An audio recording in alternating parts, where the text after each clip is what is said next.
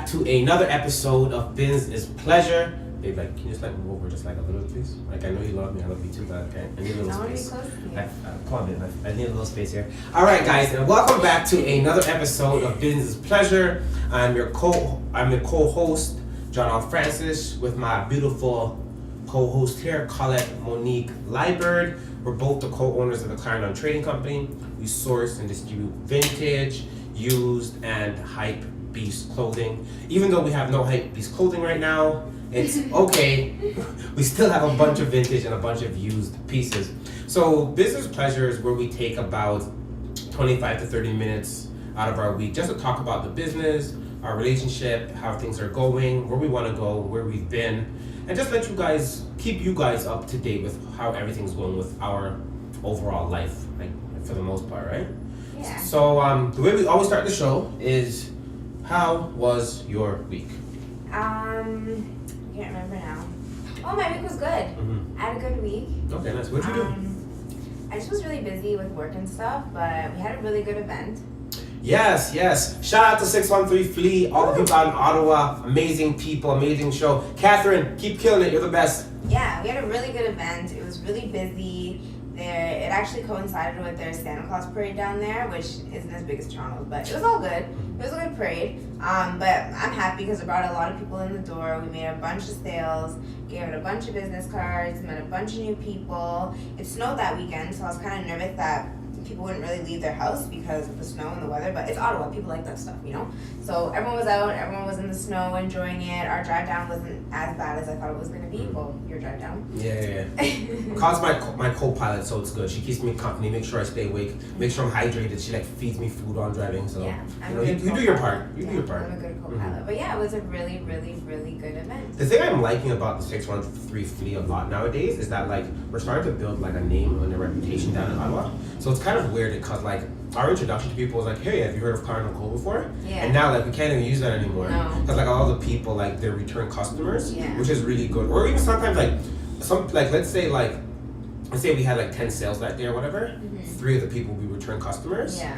But we'll still see people that we know will be hey, how's everything going? How's that jacket you bought last time? You know what I mean? So it's kind of cool that we're still able to build rapport with them, yeah. and not always just trying to sell with them, just be hey, how's everything going, you know? Trying to keep it more personable, not always business, not strictly financial, hey, buy some shit. Yeah, we're building a relationship with the people that we interact with on a regular basis, which is really fun and cool. Yeah. And I think that's so important because for me, it's always nice when you go back to a place and you think oh shit, they probably don't even remember me. Remember you. Yeah. Oh shit, they remember me. What the heck? Yeah. So it's nice too because we, for the most part, do a lot of events. We're always seeing different faces. Yeah. So I think we should keep in the back of our minds hey, let's try to remember the people that support us. You know, because without them we don't have anything. Yeah. Right. Yeah. So that's always really important. But yeah, for the most part, my week was really good. I didn't ask. That's fine. I'm used to it. So I'm trying to be consistent with the whole business and everything, which I think for the most part we really have. Yeah. So I think it's nice because we're constantly challenging ourselves, trying to scale the business and trying to grow. We have this crazy idea that we're trying to accomplish with a year from now. We're not gonna tell you guys yet. So Secret. Yeah, it's a little secret, and we've talked back and forth about it and everything. So it's nice because we're slowly starting to see the long-term vision of the business and where we actually want to take it. So it's exciting. It's a bit daunting, of course. It gives you a bit of anxiety, but that's always a good feeling, you know. And I think the most important thing is that we have each other. Yeah. We have each other to bounce ideas off of. And and share this whole process with, because I don't know, I feel if I was doing this by myself. Yeah, move the tea. I saw you trying to get comfortable with the tea on the couch. Yes. No, but what I'm saying is I feel if I was doing this by myself, it'd be a lot more daunting, and vice versa. Yeah, no, 100%. At least when we are doing things that are a little bit nerve-wracking, we can bounce ideas off each other and be hey, is this a good idea? Do you agree with it? Yes, no, why not? Whatever, and move forward together. You know, it's just. It's an easier process, the fact that we have each other. No, most definitely. So it's good, and I think that's why it's always good to, let's say it's always good to have some type of partnership within your business. Because if you're the only one that's working on the business, it's hard to kind of gauge what you're doing correctly, what you should change. Mm-hmm. So like to have you there as a business partner and a girlfriend as well, it's like amazing. It's the best thing ever. And like thank you for being there. Thank you for supporting me. Thank you for supporting our business. And like I really see where we're trying to take this thing. So we constantly have to push each other. You know, I think that's what's most important. But push each other in the right directions, of course. You know. And I feel like we've gotten a lot better at that. Like I feel like when we first started this, we used to push each other in the wrong way. Mm-hmm. Like you'd push me in a way that would get me upset and vice versa. Yeah, you know, but now I feel like we have a better understanding of like how to talk to each other so it doesn't come across as like me telling you what to do or you telling me what to do because you know I don't do well with being told what to do. So like, you know, I feel like it's we found a good balance. Yeah, we're finding a better balance. It's not perfect because we're still working on it because like we're people, right? Yeah. So like for us to think like, oh yeah, we've been at this for 3 years and now it's perfect. Like that's not the case at all. No. But we're way better than we were day one. Of course. That's extremely what's important. So our first topic of today is misconceptions of vintage. Mm-hmm. And when we say that, they put the tea over there. There's nothing good. Like I know you want to be cool, like holding tea, but put it over. No, I'm not trying to be cool. My hands are cold. So when it comes to misconceptions of vintage, like what comes to your mind exactly?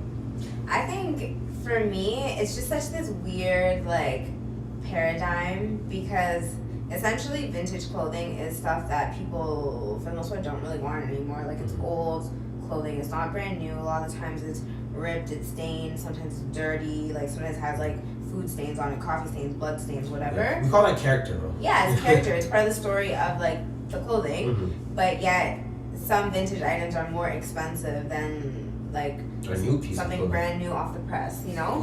Yeah. So it's kind of like an interesting balance between like something being old and dirty and used and cool still and like desired and something being new and like maybe like a little bit less desired than that vintage thing. It's just like this interesting balance. Yeah, and I think one reason why that is because like I think the quality of vintage clothing, the way they were made back in the early 2000s and 90s, is way better than today's. Yeah. If we go to a place like H&M or Zara, you have the item for like 3 washes and bam, it's finished, right? Mm-hmm. Where with vintage clothing, it really holds up the integrity a lot better, and also just the exclusivity of vintage clothing, right? Of course, back in the 90s, those items were mass produced, but over time, of course, ones have been thrown away, ones have just been like damaged to beyond belief, and now it's like when you do find a piece that's really sought after, the supply for it is limited, but the demand is so high. Yeah. So I think that's another aspect of vintage. And I feel like what you're saying too is like people are getting really sick of like fast fashion. Oh yeah, 100%. Like I feel like people, at least like maybe like younger people, but like anyone over a certain age, like you get to a point where you're like, I don't want to go to the mall and buy something that I'm gonna wear literally once or twice, put it in the washing machine, and it's gonna be ripped to shreds, and I'm never gonna wear it again. Yeah, that top or whatever may have costed you $15, but wasted your $15. You could have put, let's say, $30 towards something that you're gonna have for the rest of your life, you know? No, 100%. But that's what I like about vintage as well, is like today's consumer has a better understanding of that. Yeah. They understand like, hey, like if I actually put a little money more into my wardrobe, I can have staple pieces that will last me a lifetime, which I think is extremely important. And I think another idea of vintages is that like since there are limited quantities of the piece, it allows people to be more individualistic. Where they're like, okay, well, not as much people have this type of piece, so now I can kind of like cater my wardrobe specifically for me instead of walking to H&M and looking at the 10 options they have and being able to choose from them. Yeah, and also just with like longevity, I feel like we watched this documentary a little while ago. What was it called? Fast fashion? It was something about fast fashion. Basically like I feel like what they generally along the lines of what they were saying, it's on Netflix. You should watch it if you're interested in stuff like that. Is they were saying that because like consumers have such a high demand and because the industry is changing, like back in the day there used to be four seasons of clothing. Now they're saying that there's like 18, 20, 25, 30 different seasons of clothing, because if you go to a mall and you look at their storefront, it changes almost like every like 2-3 weeks, right? Yeah, it's so true, because even when I was working at Club Monaco, it was once a month we would have new stock and inventory come in. Yeah. Right? So I feel like also in reference to that, like vintage clothing is better quality than, let's say, high-end clothing that's produced today, because they're still kind of catering to that fast fashion market, you know what I mean? Yeah. So they're still trying to produce stuff faster, produce stuff that's cheaper, a little bit more affordable than it would have been, let's say, 20-30 years ago. So I feel like that's also where people have kind of a desire to maybe get vintage because it's a little bit cheaper, it's higher quality than, let's say, something that's new but still good quality, but is still trying to cater to that fast fashion market. No, most definitely. And I think another misconception people have, but if we look at not necessarily the consumer now, but the actual business owners, is that they have this huge misconception, is that you can go to a value village, go to a warehouse, and just simply be like, hey, I want a Nike windbreaker. And pick it off the shelf. Yeah. I even had that misconception. I wish. Literally, like 3 weeks ago, I was downtown. I haven't been to the black market in years. What's the black market exactly? It's just this place where you can find like vintage clothing, used clothing, whatever, for like a pretty good price. So I was in the area and I'm like, okay, let me stop by and see. Like I had this list of all the things I wanted. I wanted a winter jacket, I wanted black sleek leather boots, and a belt. No, I didn't even want a belt. I just wanted those 2 things. And I was like, yeah, I'm gonna find this in like half an hour. I went to 2 of their locations, saw a bunch of great stuff, but obviously didn't find anything that I actually needed. And I don't know, I feel like for some reason I had this misconception that like I could go into a vintage store and just pick something off the rack and find it. Like that's one of the things that's not necessarily a drawback of vintage, but it just comes with the territory, is that you actually need to put the time into finding what you're looking for. Is the benefit of going to the mall or any of these big stores is that you can literally go into a section, pick it off the rack, find your size, and you're good to go. Whereas like with vintage, if you want to find something that you're actually looking for, really good quality, you need to like put the time in. You can't go in there with expectations. No, most definitely. Yeah. And the same thing even with like running a vintage business is like I'll see a lot of new people come up and they're like, yeah, I'd love to find a Polo Bear tee and a Big Flag Tommy logo t-shirt. And in my back of my mind is like, I wish, like so far in our business I've only come across maybe like 5 of those things, and we've been in business for 3 years. Yeah. So the idea so people really have this idea where they think it's so easy to start running a vintage company where you can find everything you're looking for and sell it right away. Yeah. When the idea is like it takes a lot of time. And energy. And energy too, right? So one thing I've actually realized is like why a lot of these like vintage companies are able to find like all these products at one time is, one, they're either buying them from other people and they're collecting them, and 2, they do a lot of digging, a lot of searching. Yeah, you know what I mean? A lot of time. It takes a lot of time. It doesn't take a month. It doesn't take 2 months to find like all these pieces that are so sought after. Yeah. So that's one thing I'd love for people to like get a better understanding of, is like, hey, if you're gonna come in this, whether you're a consumer or on the business end, is that like take your time and be patient with it, you know? Yeah. And that's why I think with me, I really do enjoy vintage, because it's a treasure hunt. Yeah. Like, you know what I mean? When you do actually find it, it feels rewarding. You're like, holy shit. I do appreciate those patient customers, because some customers like actually do have an understanding of that. Like there'll be people that come to me and they're like, hey, can you find me this? And I'm like, yeah, sure. Like I'll look for you. And then I'll come to them like a month later, essentially, and they'll be like, oh no, like I'm not really interested anymore, like I found something else, whatever. And then you'll have those other customers that are patient and they wait for you and they're like, oh, I'm so happy you kept this in mind and you actually took the time out to look for this, and they wait for you, you know? Because some people have the misconception that they'll ask you for something and you'll be able to find it right away, like you're picking something off a rack. Like that's not how it works. Yeah, like don't wait to look for the clothes will find you. That's what it is. You just gotta go with that, you know? What? Don't wait to like look for the clothes will find you. For instance, like if we always wanted to go and find pieces that were like so sought after, we'd never sell anything. So we'd have to find pieces that like come to us essentially. You know what I mean? The Cloud's a hater, guys. Don't worry about her today. Moving on. You guys understand. You guys know that made sense, but it's okay. Okay. So one thing I think like when it comes to running a business is to like, the annoying aspect is like, okay, well, people will message us, ask us about an item, and then they're like, hey, like, I want to meet up, or like, hey, I'm gonna buy this on Friday, and then lo and behold, they flake. You know, like, how do you deal with that exactly when people flake and stuff? You should ban them.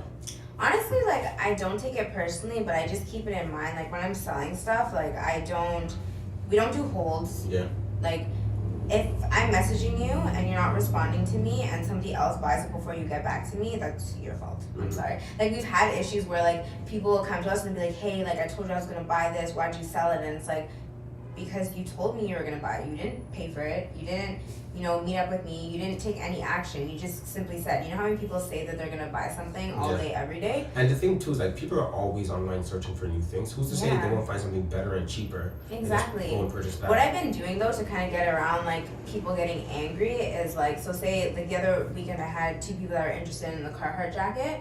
one guy was messaging us earlier in the day, and then another guy was messaging us later on from like Facebook or whatever. And I was like, I messaged the guy that was talking to us earlier, and I was like, hey, by the way, just so you know, I have someone who's interested in this. If you don't message me back within the next 30 minutes, I'm selling it.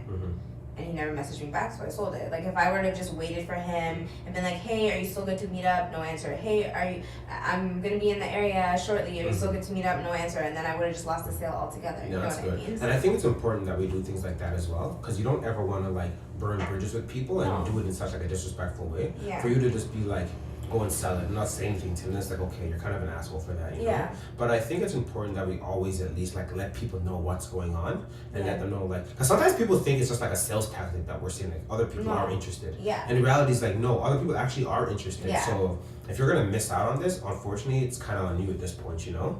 So I think as long as we're always like letting people know, keeping them updated on the status of the item, that's the bare minimum we can do. But to keep things on hold, to wait like another week until you get paid. If you want to pay up front, you want us to keep it on hold, like keep it here for you, and you can pick it up whenever you're ready, 100%. Yeah, because you know, money talks. Money talks. Cash, credit, debit. Yeah, anything, you know, I'll even take an e-transfer.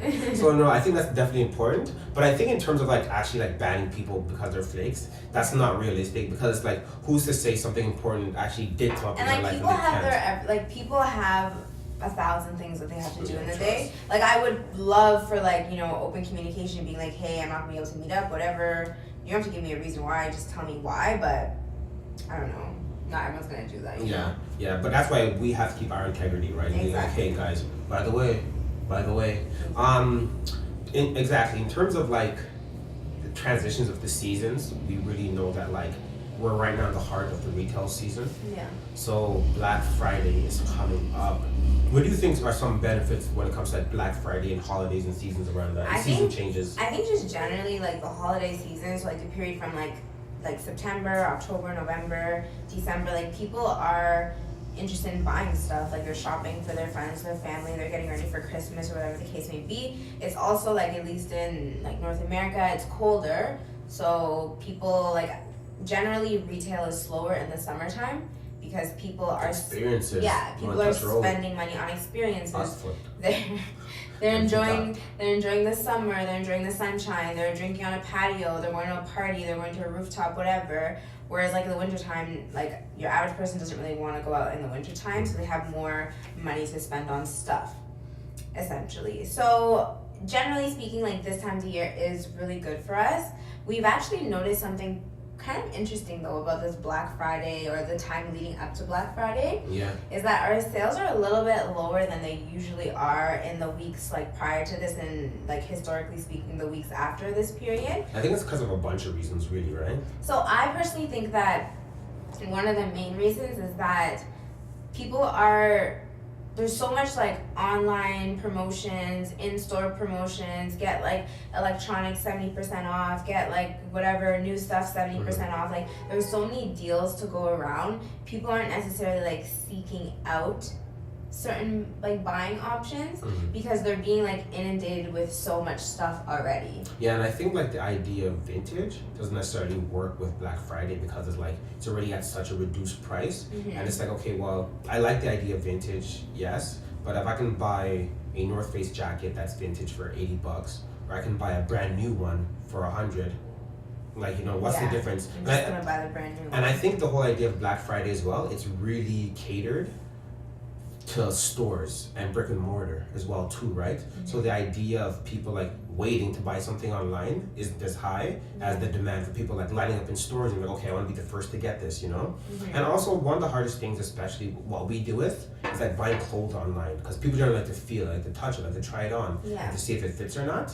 So when it comes to like Black Friday, I feel like a lot more people are interested in spending their money on like TVs, electronics, like, you know, other things. And of course, if it is closed, I'd rather touch it and feel it at that point. And that's what my theory is anyway. Well, we don't know. Like, we have a bunch of like ads that we're going to be putting up for like Black Friday and stuff.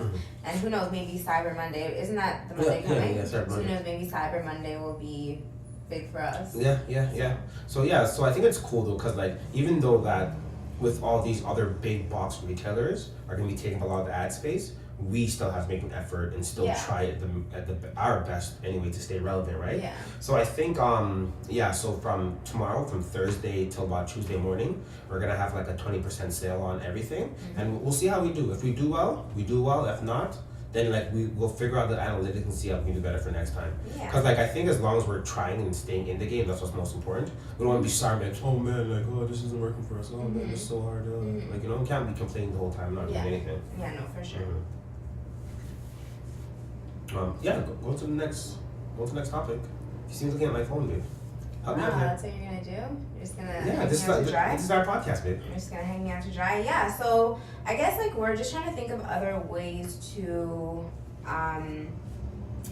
just bring value, show our customers that we appreciate them and we love them. So we're thinking of this new promo type of thing to do called Free Friday. So you want to explain what Free Friday is? Free Friday, yeah. Why did you stutter? It's as I'm trying to like build anticipation. Free Friday, yeah. So essentially, what Free Friday is, it's where we take like a really dope fire piece and we give it away for free, But of course, there's gonna be like a bit of a context around it, whether it's like, hey, like, tell us the top NBA player back in 2001. The first person that can send us that DM will win this free jacket. Or like, hey, first person to DM us in general will win this free t-shirt or whatever. It's kind of cool because I think when it comes to being online, you're competing with so many other businesses. Not only vintage companies, you're also competing with camera companies, you're competing with people who are comedians online for attention. So any way we can like build attention and constantly create it around our business is extremely important. And also it adds value to our company to show that like, hey, we appreciate you guys keeping up with our content. The least we can do is give that one lucky person who's on top of it a free piece, right? And then hopefully this will constantly create like this cyclical effect where people are keeping up with it, constantly watching it and everything, right? And it's dope too because you get the piece for free and we'll ship it to you for free or drive it over to your place and everything, right? So I think it's really, really cool, man. Yeah, I'm excited for it. Yeah, me too. But sometimes I'm more like, yo, off the piece is so fire, we can make like $1,000 off that piece. And it's just like, you kind of have to get that out of your head because it's like such a loser mentality, It is. There's going to be other pieces. Remember what's that saying? Vintage clothing is like an ocean, right? Yes. It's an ocean, man. It's huge. It's huge. So that's why I don't try to get too caught up on it. And the best part that I try to hold on to is that, hey, this is for our clients. They're really gonna appreciate this. It's about building value. And it's cool too, because like now we're building like some type of like anticipation up to something every Friday, Yeah, sure. And it's gonna be happening at any random time, right? It could happen at like 6 in the morning, it could happen at 12 at night. So you just have to constantly be on the ball and wait for it. Yeah, that's really it. Just constantly wait for it. So that's a new piece of content that we're adding. So what are like the major changes or like major improvements that you've seen with us having a bunch of content now? Yeah, we actually made a huge change. So how often did we used to post on Instagram, like on our Instagram page? Once a day. Oh, when we initially started, it was 3 times a week. Yeah. When I look back now, that's so dumb. Looking back, I'm like, why would we do that? That's so stupid. Why would we do that? We were learning. Yeah, so it used to be 3 times a week. And then over the last 6 to 8 months. No, like literally over the last like 2 months, we started doing 3 times a day. No, I'm talking about the one a day. One a day. I'd say probably like 3 months, like just before I quit. Okay, so so the past no, I think it was longer. No, anyways, past like 4 months. Look, even if you go back on the Instagram and okay, look. the number is just follow me. Okay. So the past like 4 months, we've been doing one a day. 3 months. Anyways, whatever. We've been doing one a day, and then you watched I watched the Gary Vee thing, and he basically said like the algorithm supports people who are more active on Instagram. So if you're posting more often on your story, if you're posting more often on your timeline, you're more likely to be at the top of the list in terms of on the newsfeed. Yeah. Then it just hit me. It's like, why not? Why don't we just make that attempt to actually try and post more frequently, see what happens. Yeah, so we kind of like reformatted all of our content to kind of like have more of a lifestyle thing. More of a lifestyle vibe, because we sell through like other means, and like our Instagram page itself was never really a huge source of selling. It was more so our story. So we were just like, let's like capitalize on this and give people a good idea of like what our actual brand is when they see our page, as opposed to just like a bunch of random pictures of stuff, right? Yeah. So we just like curated it a little bit better, and we started posting 3 to 4 times a day now. And we've seen a huge 3 to 4 times on our timeline. Timeline. We've seen a huge increase on like engagement, on likes, on followers. It's made a really big It's really changed everything, because the concept of like, if you want more, you have to do more is so relevant when it comes to social media. A lot of times we forget like it's based on analytics and an algorithm. So the algorithm is generally going to feed people who are doing more for the company. Of course, and just like the basic principle of it's a news feed. So each time you're posting, your stuff is back at the top, and if you do that multiple times, your stuff is back at the top multiple times. So definitely. It gives more people the opportunity to see your stuff, and it's just at a higher frequency. You're posting 3 times a day. That's 3 separate opportunities that you will have to attract people's attention. So. Yeah, and I think that's one thing Gary Vee really taught us. It's like it's all about the attention. Yeah. So that's why it's good that we're going to be creating this new content called Free Fridays. Attention there. We already have our podcast, we have our articles, we have our IGTV, we have our YouTube, you know, we have our Facebook. So we're constantly trying to garner attention on all these different platforms. So like it gives people to constantly be reminded of us and constantly come back to us, you know? Because like before, it's like, what the heck, we're posting twice a week. How are people gonna even remember us? I wouldn't. I forget about us. I used to forget about us back then. Yeah, right? same. Exactly. So it's nice to see like those small changes really have like a huge impact on the business and where we can go. And it kind of is crazy too, because like those same concepts are so transferable, and we can use them for other aspects of our life. You know what I mean? Yo, if you want more, you gotta do more. You know? Yeah, it's as simple as that. No, 100%. But I do like the aspect too that our clientele does appreciate it. And you can tell a lot of people are asking for information, a lot of people are engaging with us, because for the people who want the information, they'll let you know they want it. And for people who don't, so be it. And that's fine, like that comes with the territory. Not everyone's gonna like everything that you do. Yeah, for sure. All right, perfect. So is there any last words that you'd love to add? No, I'm good. Yeah? Do I have any last words? My last words are, if you care about it, do it. If not, screw it. All right, guys. Thank you so much for joining us this week on another episode of Business Pleasure. Until next time, peace.